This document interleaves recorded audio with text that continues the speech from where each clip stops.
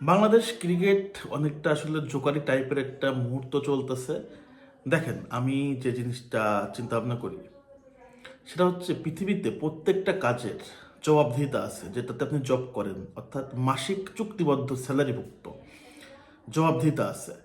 ভালো করলে ইনসেনটিভ আছে, খারাপ করলে কিন্তু সাজা আছে। সাজা বলতে কি, কৈফিয়ত আছে, স্যালারি কর্তনের সুযোগ আছে। কিন্তু বাংলাদেশ ক্রিকেট দলের কোনো প্লেয়ারের কোনো জবাবদিহিতা নাই।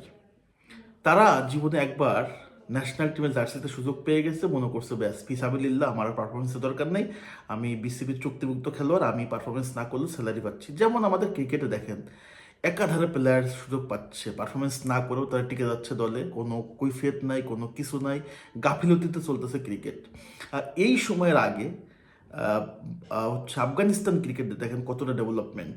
তারা তাদের রাজনৈতিক বৈরতা, তাদের মাঠে খেলতে পারে না, বিভিন্ন দেশে খেলে বেড়ায়, তারপরেও তাদের পারফরমেন্স কতটা দুর্দান্ত। আর বাংলাদেশের ক্রিকেটাররা যেভাবে ক্রিকেটটা খেলে, কোনো হেলদোল নাই, দায়িত্ববোধ নাই, দেশের জন্য ভালোবাসা আমার কাছে মনে হয় না। ভালোবাসা শুধু তাদের টাকার উপরে, শুধু টাকার উপরে।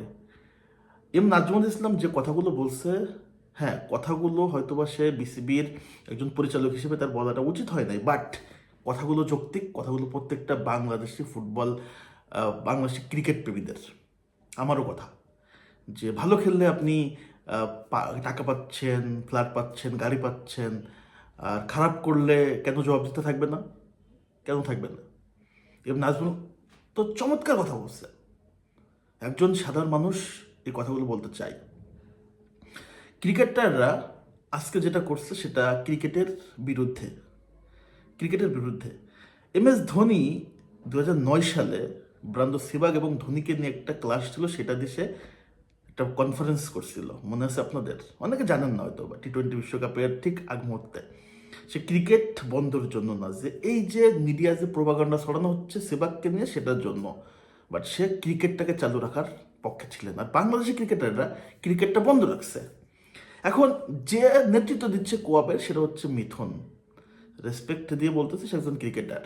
সো আমার কাছে কথা হচ্ছে যে সে একটা একটা শিয়ালের গল্প আপনারা শুনছেন, যে একটা লেজ কাটা শিয়াল, তার যখন লেজটা কেটে গেছে, সে এখন চিন্তা করছে যে বাকি সবার যেন লেজটা কেটে যায়, বা কিভাবে লেজ কাটা যায় সে প্ল্যান করছে। তো সেমভাবে মিথুন তো ন্যাশনাল টিমের সুযোগ পায় না। এখন ক্রিকেট বন্ধ হইলেও কি না হইলেও কি তার যায় আসে না, সে কোয়াবের প্রেসিডেন্ট না সভাপতি। সে সব প্লেয়ারদের একত্রে করে ক্রিকেটারদের পিছন মেরে দিছে, এবং ক্রিকেটাররা বুঝতেছে না যে আসলে আমি কোন জায়গায় আটকে গেছি। এটা কি আসলে ভালো হয়েছে? অবশ্যই ভালো হয় না, ক্রিকেটের ভালো হয় নাই। হ্যাঁ, ক্রিকেট বোর্ডকে তারা জানাইছে যে হ্যাঁ, নাজমুলের কথা তাদের পছন্দ হয় নাই, বলতেই পারে। কিন্তু প্রশ্ন হচ্ছে, তারা ক্রিকেটটাকে কেন বন্ধ রাখবে? এখন নাও, আকাশ ভরা তারা হয়ে গেল, বিপিএল অনির্দিষ্টকালের জন্য বন্ধ। এখন এই বিপিএলটা অনির্দিষ্টকালের জন্য বন্ধ হয়ে বিপদে পড়ছে ফ্রাঞ্চাইজি মালিকগুলা। তারা মানে কোটি কোটি টাকা লগ্নি করছে, বাংলাদেশের দর্শকরা বিপদে পড়ছে। এমনিতে বিপিএল মানুষ দল নিয়ে ঠিকঠাক পেমেন্ট দিতে পারে না, ফ্রাঞ্চাইজি মালিকরা। এবার পড়ছে হচ্ছে আরো বড় বিপদে। বিসিবি প্রেসিডেন্ট আপনার হচ্ছে, যিনি আহ, আমাদের এক্স ক্রিকেটার আমিনুল ইসলাম বুলবুল, এক্স ক্যাপ্টেন, সে এখন তার তার উচিত ছিল কি, ক্রিকেটারদের যে অবৈধ যুক্তি, সেখানে একটা ঝাঁটাপিটাও করা, সেটাই করে দিছে। মানে একদম পুরো মুখ বরাবর মারি দিছে। জিনিসটা হচ্ছে, ক্রিকেটারদের কোনোভাবেই এই আন্দোলন করা উচিত হয় নাই। অন্তত আন্দোলন করলেও সেটা ক্রিকেট বন্ধ করে না, ক্রিকেট শেষ হওয়ার পরে রাত্রে করতে পারতো প্রেস কনফারেন্স। বাট তারা যেটা করছে, যে আলটিমেটাম দিয়েছে, তারা আলটিমেটাম দেয় কে? বিসিবি পরিচালক, বিসিবি প্রেসিডেন্টের এগনেস্টে আলটিমেটাম দেয় তারা কিছুই না। তারা বেতনভুক্ত হয়, তাদের সম্মান আছে। বিসিবি, হ্যাঁ, ক্রিকেট চলে বলেই বাংলাদেশের বোর্ড চলে। এখন বোর্ডই যদি না থাকতো, যারা নিয়ন্ত্রণ করে, একজন একটা কোম্পানি না থাকলে আপনি স্টপটা আসছো থেকে। আর যদি বোর্ডই না থাকতো, তাহলে ক্রিকেটার রাষ্ট্র থেকে। এমনটা হয়ে গেছে, ডিম আগে নাকি মুরগি আগে, দুইটাই কিন্তু ইম্পর্টেন্ট। ক্রিকেট বোর্ডও ইম্পর্টেন্ট, ক্রিকেটারও ইম্পর্টেন্ট। তবে ক্রিকেটাররা যেটা করছে সেটা আসলে ক্রিকেটের জন্য জঘন্য একটা কাজ। এখন T20 বিশ্বকাপ আসলে কোথায় হবে না হবে সেটা আইসিসি সিদ্ধান্ত নেবে।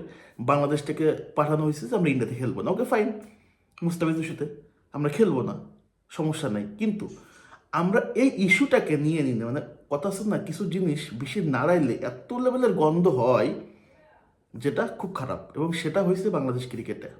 সো আশা করি এটা ঠিক হবে, দেখা যাক কি হয়। ধন্যবাদ সবাইকে।